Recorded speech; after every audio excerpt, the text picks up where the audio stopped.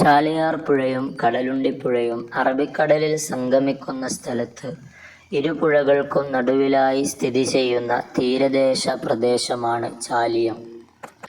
കോഴിക്കോട് ജില്ലയിൽ സ്ഥിതി ചെയ്യുന്ന ചാലിയത്തെയും അതിപുരാതന തുറമുഖ പട്ടണമായ ബേപ്പൂരിനെയും ബന്ധിപ്പിക്കുന്ന ജങ്കാർ സർവീസിൻ്റെ അടുക്കലാണ് നമ്മളിപ്പോൾ ഉള്ളത്. ഈ രണ്ട് പട്ടണങ്ങളും പല പ്രത്യേകതകൾ കൊണ്ട് പണ്ട് കാലം മുതൽ തന്നെ പ്രസിദ്ധിയാർജിച്ചവയാണ്. ചാലിയത്തെക്കുറിച്ച് പറയുമ്പോൾ നമ്മുടെ മനസ്സിലേക്ക് ആദ്യം വരുന്നത് ചാലിയം യുദ്ധവും പോർച്ചുഗീസുകാർ ചാലിയത്ത് നിർമ്മിച്ച ചാലിയം കോട്ടയുമൊക്കെയായിരിക്കും. കടുക്കക്ക് പേര് കേട്ട സ്ഥലമാണ് ചാലിയം. കടുക്ക ബസാർ എന്നൊരു പേരിലുള്ള സ്ഥലം തന്നെ ഇവിടെയുണ്ട്. ഇസ്ലാമിക പ്രബോധനാവശ്യാർത്ഥം 6-ാം നൂറ്റാണ്ടിൽ തന്നെ കേരളത്തിലെത്തിച്ചേർന്ന മാലിക് ബിൻ ദീനാറും അദ്ദേഹത്തിൻ്റെ ശിഷ്യരും നിർമ്മിച്ചതെന്ന് കരുതപ്പെടുന്ന പുഴക്കര പള്ളി സ്ഥിതി ചെയ്യുന്നത് ചാലിയത്താണ്. ബേപ്പൂരിനെ കുറിച്ച് പറയുമ്പോൾ ബേപ്പൂർ സുൽത്താൻ എന്ന പേരിൽ അറിയപ്പെട്ട മലയാളത്തിൻ്റെ പ്രിയപ്പെട്ട എഴുത്തുകാരൻ വൈക്കം മുഹമ്മദ് ബഷീറും ബേപ്പൂർ തുറമുഖവുമൊക്കെയാണ് നമ്മുടെ മനസ്സിലേക്ക് വരുന്നത്.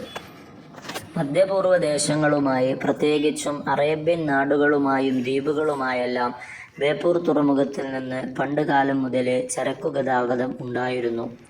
അതുപോലെ തന്നെ ഉരുക്കൾ ഉണ്ടാക്കുന്നതിനും അഥവാ തടി കൊണ്ടുള്ള കപ്പലുകൾ ഉണ്ടാക്കുന്നതിനും പ്രശസ്തമാണ് ബേപ്പൂർ. പ്രധാനമായും അറബികളായിരുന്നു വ്യാപാരത്തിനും മത്സ്യബന്ധനത്തിനുമായി ബേപ്പൂരിലെ ഉരുക്കൾ വാങ്ങിച്ചിരുന്നത്. ഇന്നും ഉരുക്കൾ നിർമ്മിക്കപ്പെടുകയും വിനോദസഞ്ചാര നൗകകളായി ഉപയോഗിക്കുകയും ചെയ്യുന്നു.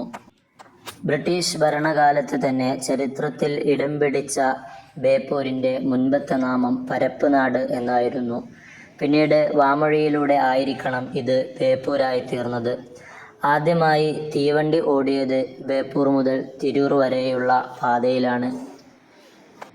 വ്യാവസായികാടിസ്ഥാനത്തിൽ വളരെ മുൻപന്തിയിലായിരുന്ന ബേപ്പൂർ തുറമുഖത്തിൽ ബോട്ട് ബിൽഡിംഗ് യാർഡും ബോട്ട് ജെട്ടിയും മറ്റു കയറ്റുമതി സംവിധാനങ്ങളും ഉണ്ടായിരുന്നു.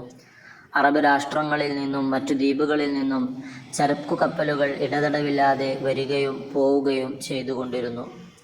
തദ്ദേശീയരും വിദേശീയരുമായ നിരവധി ആളുകൾ ഇവിടെ ടൂറിസ്റ്റുകളായി എത്താറുണ്ട്.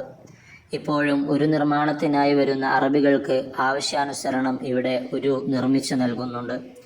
മത്സ്യബന്ധനം കുലത്തൊഴിലായിട്ടുള്ളവരാണ് തീരദേശങ്ങളിൽ താമസിക്കുന്ന അധിക ആളുകളും. ഇവരെ അരയന്മാർ എന്നാണ് വിളിക്കുന്നത്. ബേപ്പൂർ ചാലിയം ജങ്കാർ സർവീസ് നിലച്ചിട്ട് ഇപ്പോൾ ഒരാഴ്ച പിന്നിട്ടു. ബേപ്പൂർ ജെട്ടിയിലെ കടവ് യാത്രക്കാർക്ക് സജ്ജമാക്കിയിരുന്ന കാത്തിരിപ്പ് കേന്ദ്രം ശക്തമായ കാറ്റിലും മഴയിലും തകർന്നതും അതിൻ്റെ അപകടാവസ്ഥയുമാണ് ജങ്കാർ സർവീസ് നിർത്തിവെക്കാൻ കാരണമായി പറയുന്നത്. ജങ്കാർ സർവീസ് നിലച്ചതോടെ ബേപ്പൂർ ജെട്ടിയിൽ നിന്നും നോക്കിയാൽ കാണുന്ന ചാലിയത്തേക്ക് ദിവസവും 100 കണക്കിന് ആളുകൾ ഫറോക്ക് കരുവൻതിരുത്തി വഴി 11 കിലോമീറ്റർ സഞ്ചരിക്കേണ്ട ഗതികേടാണ്. ജങ്കാർ സർവീസിൻ്റെ പൂർണ്ണ ഉത്തരവാദിത്വം കടലുണ്ടി പഞ്ചായത്തിനാണെങ്കിലും സർവീസ് നടത്തുന്നത് ലേലത്തിലെടുത്ത കരാറുകാരാണ്.